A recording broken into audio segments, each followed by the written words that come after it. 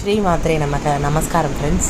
இந்த வீடியோவில் நம்ம என்ன பார்க்க போகிறோன்னா சரராசியோட குணங்கள் பற்றி பார்க்கலாம். ஸோ ஃபஸ்ட்டு உங்களுக்கு வந்து சரம், ஸ்திரம், உபயம் பற்றி டிஃப்ரென்ஸ் தெரியணும். சரராசியில் யாரெல்லாம் வருவாங்கன்னு பார்த்தீங்கன்னா மேஷராசி, கடகராசி, துளாராசி, மகர ராசி. இவங்க 4 பேர் சரராசியில் வருவாங்க.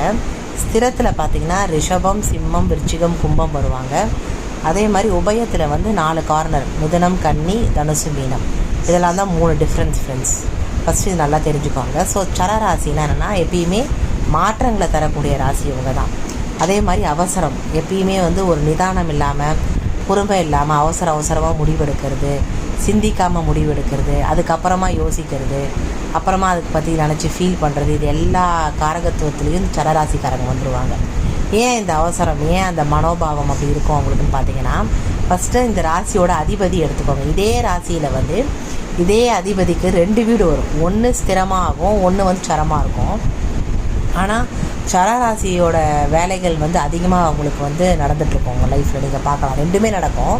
இதுவும் அதிகமாக நடந்துகிட்ருக்கும். அதுதான் ஒரு விஷயம். பார்த்தீங்கன்னா ஃபார் எக்ஸாம்பிள், இப்போ நீங்கள் மேஷ ராசியில் மேஷ லக்னம் எடுத்துக்கோங்க. அவங்களுக்கு வந்து அவசரத்தன்மையும் அதிகமாக இருக்கும்.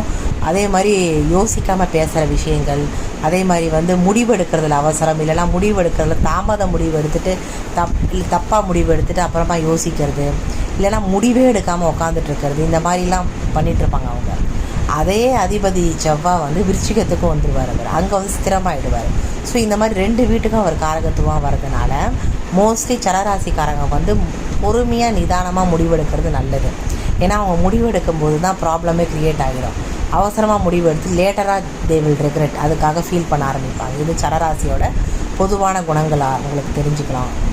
அடுத்த விஷயம் பார்த்திங்கன்னா, அவங்க வந்து என்ன பண்ணுவாங்கன்னா பொறுமை ரொம்ப கம்மியாக இருக்கிறதுனால உணர்ச்சி வசப்பட்டு ரொம்ப வார்த்தைகள்லாம் விட்டுருவாங்க.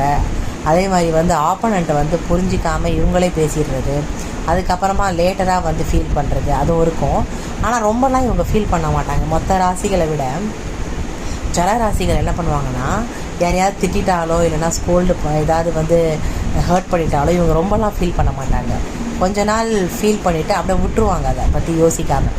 ஸோ இவங்க ஃபீல் பண்ணுறது, அடுத்தவங்க ஹர்ட் ஆகிட்டாங்கன்னு ஃபீல் பண்ணுறது இவங்க கம்மியாக தான் இருக்கும். ஏன்னா இவங்க வந்து ஸ்பீடாக ஓடிட்டுருப்பாங்க. அடுத்து என்ன பண்ணலான்னு யோசிச்சு ரொம்ப அதீத வேகம். சரம்னாலே உங்களுக்கு மூமெண்ட், அதீத வேகம் இருக்கும். அதே மாதிரி எதிர்பார்ப்பு அதிகமாக இருக்கும் இவங்களுக்கு.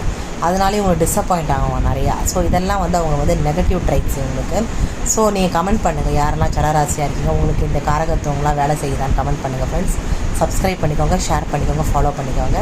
நெக்ஸ்ட் வீடியோவில் வேறு ஒரு அப்டேட் உங்களுக்கு சொல்கிறேன். ஸ்ரீ மாத்திரை நமக.